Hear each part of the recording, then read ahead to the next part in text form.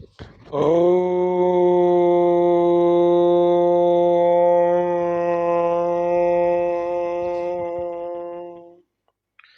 योग व स्वास्थ्य की आप सभी दर्शकों का मैं हार्दिक स्वागत अभिनंदन करता हूं।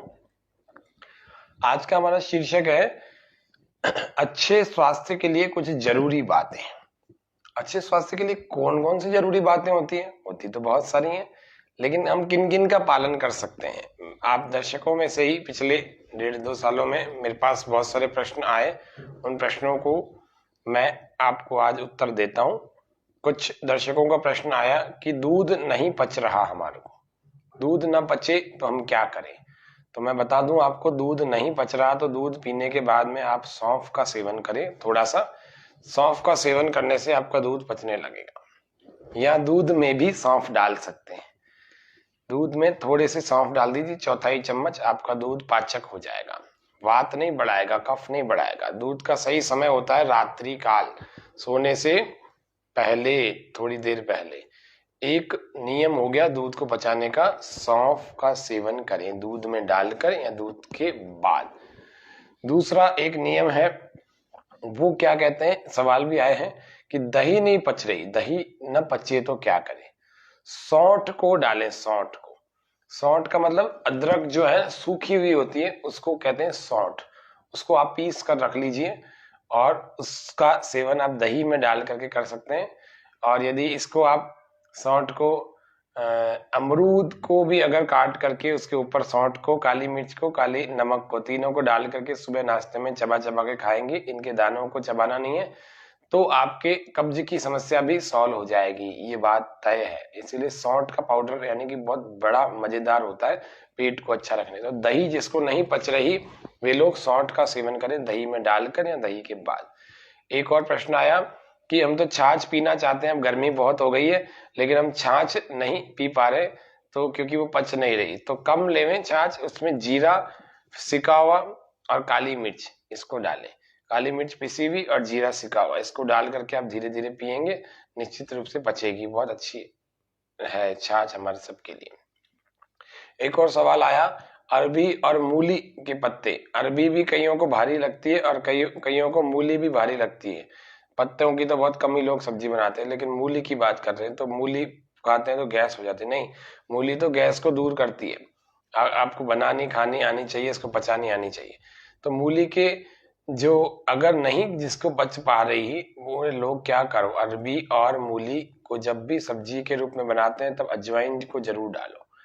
और यदि बनने के बाद भी है तो सिक्की हुई अजवाइन उसमें आधा चम्मच डाल दो बनने के बाद। या फिर अरबी या मूली की सब्जी जब भी आपने खाई उसके बाद आधा चम्मच अजवाइन को जरूर ले लो, तो अरबी भी पच जाएगी और मूली भी पच जाएगी। ये थोड़ा छोटे छोटे से प्रयोग हैं, इनको आपके उत्तरों, आपके प्रश्नों का ही उत्तर दे रहा हूँ। कई सारे लोगों का प्रश्न आया कि कई सारी चीजों के बारे में आया, जैसे कड़ी के बारे में आया, कड़ी नहीं पच रही, बेसन की बना रहे हैं या छाछ की बना रहे हैं, किसी भी प्रकार की यदि कड़ी नहीं पच रही तो आपको कड़ी में कड़ी का पत्ता डालना चाहिए, जिसको कड़ी पत्ता कहते हैं या मीठा नीम कहते हैं, वह डालना चाहिए। निश्चित रूप से कड़ी पच जाएगी। पाचन के बारे में अभी पहले कुछ सूत्र बता रहा हूँ। तो पहले दूध से हमने शुरू किया था, कड़ी तक हम पहुंचे। आगे चलते हैं, तेल और घी नहीं पच रहा। तेल और घी यदि जिस व्यक्ति के अंदर नहीं पच रहा, गैस, एसिडिटी या कोलेस्ट्रॉल या तमाम तरह की प्रॉब्लम क्रिएट कर रहा है, या गांठें जिनके शरीर में, उनको तेल घी ज्यादा खाना भी नहीं चाहिए, बहुत कम ही लेना चाहिए, तो इन सब लोगों को कलौंजी का सेवन करना चाहिए। कलौंजी यानी प्याज के बीज के रूप में उसको प्रसिद्ध किया गया है। यह कलौंजी ये काले काले रंग की आती है, उसको लेवें। घी और तेल बिल्कुल पच जाएगा, हजम हो जाएगा। कपालभाति अपना काम करेगा, अग्निसार अपना, सूर्य नमस्कार अपना, लेकिन खान पान के सामान्य से नियम है, इनका थोड़ा थोड़ा पालन करेंगे तो सब चीजें पचेंगी, और पचेंगी तो स्वास्थ्य को शक्ति देंगी, और शरीर को शक्ति देंगी तो हम सब लोग स्वस्थ जीवन को जी पाएंगे, और हमारा योग व स्वास्थ्य नामक कार्यक्रम का उद्देश्य भी पूरा हो पाएगा। पनीर किसी को नहीं पच रहा तो भुने हुए जीरे का जरूर प्रयोग करें। किसी व्यक्ति को यदि भोजन पूरा ही नहीं पच रहा तो भोजन के ठीक बाद गर्म पानी पिए, 1 कप भर करके। गर्म पानी भोजन के ठीक बाद, आधे घंटे बाद नहीं, 1 घंटे बाद नहीं, ठीक बाद उसमें गर्म पानी पिए, भोजन जल्दी पचेगा। सारे दिन में भी जब पानी पीते हैं, जिनका पाचन तंत्र कमजोर है उनको गुनगुना पानी पीना चाहिए। यह आपको विशेष रूप से आज के इस कार्यक्रम में बता दिया। केला किसी का नहीं पच रहा, इलायची का सेवन करें। दूध नहीं पच रहा तो भी इलायची का सेवन या सौंफ का सेवन कर सकते हैं। तो केला किसी को नहीं पच रहा तो केले के बाद में आप इलायची खा लीजिए, दानों समेत खा लीजिए। निश्चित रूप से आपको केला पचने लग जाएगा पहले ही दिन से, आज से ही। जिन व्यक्तियों को खरबूजा नहीं पच रहा, खरबूजा हम खा रहे हैं, अभी गर्मियां बहुत है, गर्मियों में भी खूब खरबूजे आएंगे और आप खाएंगे भी, तरबूज भी खाएंगे। तो खरबूजा जिनको नहीं पच रहा वे सब लोग मिश्री का जरूर सेवन करें, जो धागे वाली मिश्री आती है, उस धागे वाली मिश्री का टुकड़ा ले लें खरबूजा खाने के बाद, उसका सेवन करें, खरबूजा भी पच जाएगा। हालांकि ये चीजें गर्मी में पच जाती हैं, लेकिन व्यक्ति गलत आहार विहार होता है। जिन लोगों को लकवा होता है, लकवा आ जाता है, उनको लकवा क्यों आता है, एक कारण एक प्रश्न में पूछा भी था किसी दर्शक ने। तो सोडियम की कमी जिसको शरीर में हो जाएगी, तो सोडियम की कमी के कारण से लकवा आता है, ये एक पंक्ति में उत्तर दे दिया। वैसे तो कई सारे कारण होते हैं, नाड़ियों का अशुद्ध हो जाना, रक्त का संचरण डिस्टर्ब होना, ब्लड सर्कुलेशन डिस्टर्ब हो जाता है ना, और भी कई सारे कारण होते हैं। निष्क्रियता रहना, ब्रेन के लेफ्ट ब्रेन राइट ब्रेन में डिसऑर्डर्स हो जाना, नर्वस सिस्टम बिगड़ जाना, कई कारण होते हैं, लेकिन सोडियम की कमी इसमें मुख्य कारण होता है। हाई ब्लड प्रेशर यदि किसी को है, तो 5-6 लोगों के सवाल आए हैं, अजमेर से बाहर के भी आए हैं कि हाई बीपी में क्या करें जिससे कि हमारे हाई बीपी को बिना गोली लिए ही हम थोड़ी देर में ठीक कर सकें। तो मैं आपको कई बार बता चुका हूँ, रीढ़ की हड्डी का स्नान कराना चाहिए ठंडे पानी से, ऐसे धार बना करके डालें, आपको अभी के अभी 2-4 मिनट में कंट्रोल हो जाएगा। अपने किसी भी दाएं या बाएं हाथ को पानी में डाल लीजिए 5-10 मिनट के लिए, अभी के अभी कंट्रोल हो जाएगा 10 मिनट में। ये छोटे छोटे से प्रयोग हैं, इन छोटे छोटे प्रयोगों को, या फिर प्याज का रस ले लें, प्याज के रस से भी हाई ब्लड प्रेशर कंट्रोल हो जाएगा। अपने भोजन में, आहार विहार में नमक का सेवन या तेज मिर्च मसालों का सेवन ना करें या बहुत कम करें। ज्यादा नमक खाएंगे तो ब्लड प्रेशर बढ़ेगा, पक्की बात है। तो इसीलिए एक छोटा सा प्रयोग और बता देता हूँ। जब आप नहाने जाते हो या सोने जाते हो, जो भी हाई ब्लड प्रेशर के रोगी हैं वो ध्यान पूर्वक सुन लेना। जब आप नहाने जाते हैं या फिर सोने जाते हैं, तो आपको जाने से पहले 1 गिलास पानी या आधा गिलास पानी जरूर पी लेना चाहिए। वैसे तो 1 गिलास का पानी का सेवन करें, और जब नहा रहे हैं, नहाने के पानी में थोड़ा सा नमक डाल करके उसको घोल लें और उस पानी से नहाएं। ये हाई बीपी वालों के लिए बड़ी जोरदार चीज है। और जिनका लो ब्लड प्रेशर है, वैसे तो अनुलोम विलोम करेंगे तो सभी लोग, हाई हो चाहे लो हो, सभी ठीक हो जाएंगे। और लेकिन फिर भी तात्कालिक उपाय बता रहा हूँ, जिनको लो ब्लड प्रेशर है उनको पानी में नमक डाल करके पीना चाहिए। तो ये लो ब्लड प्रेशर, जिन लोगों का कुबड़ निकला हुआ है, शरीर झुक गया है और कुबड़ निकल गया, तो फास्फोरस नाम का एक तत्व होता है, उसकी कमी होती है। सोडियम की कमी के कारण लकवा होता है, फास्फोरस की कमी के कारण से कुबड़ निकलता है। तो कुबड़ नहीं निकलना चाहिए। धनुरासन करें, सूर्य नमस्कार करें, ऐसे कुछ आसनों को नियमित रूप से करें। कफ, कफ का रोग क्यों बनता है, तो फास्फोरस की कमी से कफ बिगड़ जाता है। और यदि फास्फोरस की पूर्ति करनी है, कुबड़ नहीं निकलने देना है, कफ को नहीं बढ़ने देना, तो उन व्यक्तियों को क्या करना चाहिए, उनके लिए आर्सेनिक बहुत जरूरी है। आर्सेनिक की उपस्थिति शरीर में होनी चाहिए, और वो आर्सेनिक मिलता है गुड़ से, आर्सेनिक मिलता है शहद से। तो कुबड़ निकलना और कफ का बिगड़ना, ये दोनों ही फास्फोरस की कमी के कारण से होता है। इनमें आर्सेनिक बहुत जरूरी है, आर्सेनिक गुड़ में और शहद में होता है। तो इसलिए गुड़ और शहद बिना किसी केमिकल के, बिना मिलावट वाले ही प्रयोग करने चाहिए। गुड़ वो जो भूरे रंग का हो, गुड़ वो नहीं हो जो पीला और बहुत चमकदार हो। गुड़ तो आपको शुद्ध ही लेना चाहिए, और शुद्ध गुड़ लेंगे तो ही शरीर में आर्सेनिक बढ़ेगा। तो अब हम दमा की बात करते हैं। दमा के बारे में भी प्रश्न आए। तो दमा, अस्थमा जिसको अपन कहते हैं, वह क्यों होता है, ये मैं ये समझ नहीं पा रहा हूँ, लोग क्यों होता है, कि प्रश्न क्यों करते हैं, कैसे ठीक किया जाए, ये क्यों नहीं पूछते हैं। ये होता है सल्फर की कमी के कारण से।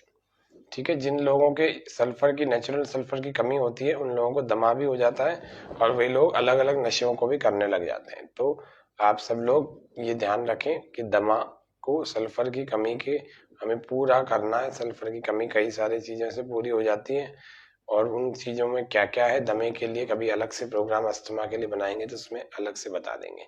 सिजेरियन ऑपरेशन क्यों होता है? आयरन की, कैल्शियम की कमी हो जाती है, इसीलिए करवाना पड़ता है। और काफी सारे तो अनावश्यक रूप से भी डॉक्टर कुछ लोग ऐसे हैं जो कर लेते हैं। सभी क्षारीय वस्तुएं जितनी भी हैं, खट्टी चीजें, क्षारीय अल्कलाइन, दो तरह के फूड होते हैं, एक एसिडिक होते हैं, है ना, और एक होते हैं अल्कलाइन। एक क्षारीय होते हैं, एक अम्लीय होते हैं। तो क्षारीय और अम्लीय, क्षारीय यानी अल्कलाइन, अम्लीय यानी एसिडिक। तो आपको क्षारीय जो भी फूड लेने हैं, जैसे अंगूर हुआ, हाँ, जैसे मौसमी हुई, ऐसे क्षारीय, ऐसे फूड को लेते हैं। और खाने में भी ऐसे ही होता है, ये तो फलों की बात बताई। तो जिन जो भी अल्कलाइन फूड ले रहे हैं, वो ध्यान रखें कि वह अल्कलाइन फूड को जब भी लेना है तो दिन डूबने के बाद ही लेना चाहिए। दिन डूबने के बाद का मतलब शाम को 5, 6, 7 बजे बाद, तो वो ले सकते हैं। रात को एसिडिक चीजें लेंगे तो एसिड बनेगा और वो पेट को खराब करेगा, है ना। अम्लीय चीजें जितने भी हैं वो दिन डूबने से पहले खानी चाहिए, यानी कि शाम को 5, 6 बजे से पहले पहले खा लो एसिडिक फूड को। और अल्कलाइन फूड को रात को भी खा सकते हैं, ये ध्यान रखने की बातें हैं। जमाई क्यों आती है? जमाई शरीर में ऑक्सीजन की कमी के कारण से आती है। जमाई ले लेनी चाहिए, बिल्कुल लेनी चाहिए। क्यों नहीं लेनी चाहिए? बार बार जमाई आ रही है तो बार बार लो, लेकिन अगर बहुत ज्यादा आ रही है, इसका मतलब अपने अंदर कोई डिसऑर्डर है। उस डिसऑर्डर को ठीक करने के लिए किसी अच्छे योग आचार्य के पास या वैद्य के पास जाना चाहिए। पहले अपने शरीर की ठीक ठाक उनसे परीक्षण कराना चाहिए, उनको बतानी चाहिए अपनी प्रॉब्लम कि सारा दिन मेरे को जमाई जमाई आ ही रही है। तो थोड़ा सा इन बातों पर ध्यान दें। जुकाम के लिए पूछ रहे हैं एक दो हमारे दर्शक हैं, उन्होंने पूछा था कि जुकाम वाले क्या हम जूस नहीं पी सकते क्या? मैं कहता हूँ पी सकते हो, कोई भी जूस पच नहीं रहा, कोई बात नहीं, उसमें काला नमक और अदरक पीस करके डाल दो, वो हर जूस पच जाएगा और हर जूस आप पी सकते हो, कोई दिक्कत ही नहीं आएगी। एक और दर्शक ने पूछा तांबे के पानी के नियम बताओ। तो तांबे के पानी के नियम है कि तांबे का पानी हमें खड़ा होकर के नहीं पीना चाहिए, और तांबे का पानी को हमें नंगे पांव नहीं पीना चाहिए, क्योंकि धातु से बना हुआ निर्मित हुआ पानी है। तो धातुओं के पानी को कभी भी नंगे पांव नहीं पीना चाहिए, बैठ करके पिए, घूंट घूंट करके पिए ये। और तांबे के पानी में, तांबे के बर्तन में ना तो आपको कोई दही रखनी है, ना छाछ रखनी है, ना इसमें कोई चीज गर्म करनी है। ये बड़ा भयंकर खतरनाक सिद्ध हो सकता है। एक दर्शक का प्रश्न आया था कि किडनी के बारे में सामान्य कुछ नियम, ऐसी जानकारी बताए कि हमारी किडनी खराब ही ना हो। तो किडनी के बारे में यह सामान्य जानकारी है कि महीने में एक बार जरूर गोखरू को आप उबाल करके पिए। गोखरू नाम की एक जड़ी बूटी होती है, वह कांटे के रूप में दिखती है, जंगली पौधा है। और जंगली पौधा के कांटे जो है आपको पंसारी के पास मिल जाएंगे, अत्तार पंसारी के पास, और उसके पास से ला करके आप प्रति सप्ताह में एक बार, जो स्वस्थ है वे सभी लोग गोखरू का जरूर सेवन किया करें। पानी में डालकर उसका काढ़ा बनाकर उसको पी जाए। और एक किडनी के लिए क्या, और सामान्य से तो कभी भी खड़े होकर के पानी नहीं पीना, नहीं तो किडनी खराब हो जाएगी, किडनी अच्छी नहीं रहेगी। गिलास में कभी भी पानी नहीं पीना चाहिए, किडनी के पेशेंट्स को लोटे में पीना चाहिए, या ये ओख लगा करके, हाथों को साफ सुथरा करके ओख लगा के इसमें पीना चाहिए, या लोटे में पीना चाहिए, गिलास में नहीं पीना चाहिए। या लोटे को भी पी रहे हैं तो प्यास नहीं बुझ रही तो झूठा करके पी लो, अपना लोटा अलग से रखो। और उसके अलावा क्या बोल रहे हैं, अस्थमा, एक और वो प्रश्न में क्या क्या बोला है, दर्शकों ने क्या क्या पूछा है। अस्थमा, मधुमेह, दो बीमारियों से जुड़े हुए खूब सारे सवाल आए हैं। और एक दो दर्शक ने कैंसर का भी प्रश्न किया है। कैंसर क्या हो, कैंसर में कौन सी सब्जियां खानी चाहिए? तो मैं बता दूं, अस्थमा हो, चाहे डायबिटीज हो, चाहे कैंसर हो, तीनों ही रोगों में गहरे हरे रंग की सब्जियां वनस्पतियों का काम करती है। गहरे हरे रंग की सब्जियां वनस्पतियों का काम करती, गहरे रंग की। और गहरा रंग केवल हरा ही नहीं हो, गुलाबी भी हो चलेगा, नीला भी हो चलेगा। अगर इस तरह की कोई गहरे रंग की सब्जियां हैं, वे सारी जड़ी बूटियों की तरह से काम करती है, कि दवाई की तरह से काम करती है। अस्थमा हो, डायबिटीज हो, चाहे कैंसर का रोग हो। जिस घर में जितना बड़ा स्पेस आप ग्राउंड रखेंगे, उतना ही उस घर के, ये वास्तु का नियम है। वास्तु यानी अर्थ, अथर्ववेद का उपवेद, अर्थवेद, स्थापत्य वेद या शिल्प वेद, ये वास्तु शास्त्र उसी में दिया हुआ है। वास्तु के हिसाब से वो कहते हैं कि जिस घर में बड़ा आंगन होगा, बहुत बड़ा विस्तार से बरामदा होगा। उस घर के लोगों का मन भी, हृदय भी, दिमाग भी सब बड़ा होगा, विस्तृत होगा, वाइड स्कोप वाला होगा। संकुचित दायरे में नहीं सोचेंगे, दिल भी बड़ा होगा और दिमाग भी बड़ा होगा। और एक दो प्रश्न ले लेते हैं, फिर समाप्त करते हैं। एक दो प्रश्नों में वो आ रहे हैं, पथरी के लिए हम क्या करें। तो पथरी के लिए और हार्ट के लिए मैं पहले कई बार बता चुका हूँ, आपको अर्जुन की छाल पीनी चाहिए। हार्ट के रोगियों को तो पीनी ही चाहिए, लेकिन पथरी के रोगियों को भी अर्जुन छाल पिला करके उनकी पथरी ठीक कर दी गई। ये भी सामने इन दिनों तथ्य, इन वर्षों में तथ्य आया। तो अर्जुन की छाल हार्ट को भी आपकी स्ट्रांग करेगी और पथरी को भी बाहर भगाएगी, पथरी को। एक और प्रश्न कह रहे हैं कि क्या है, कौन सी करवट में सोए और कौन सी करवट में उठे। तो बाईं करवट में आपको सोना चाहिए, और जब उठ रहे हैं तो दाईं करवट लेकर के उठे, ये ज्यादा ठीक रहता है। या फिर जिस तरफ का स्वर चल रहा हो, जिधर का आपका जैसे नाक खुला हुआ, उस तरफ से उठ करके आपको बैठ करना चाहिए। और ये हो गया।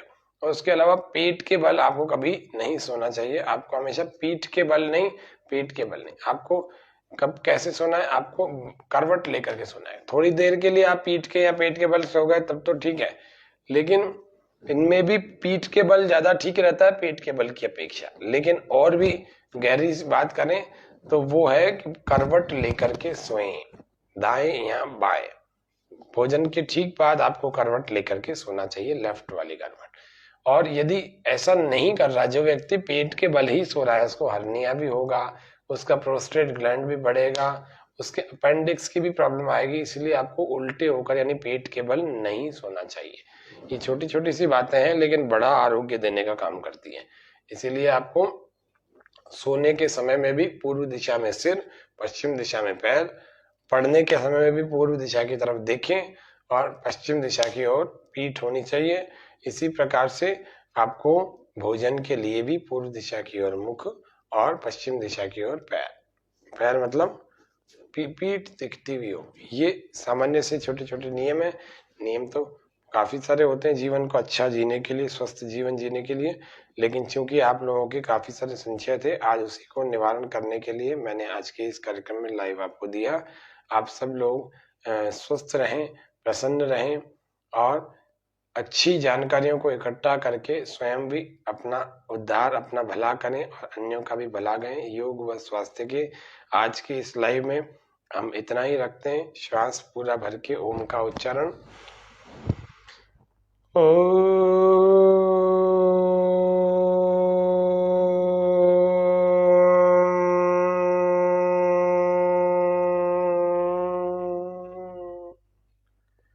शांति शांति शांति, सर्वेभ्यो नमः।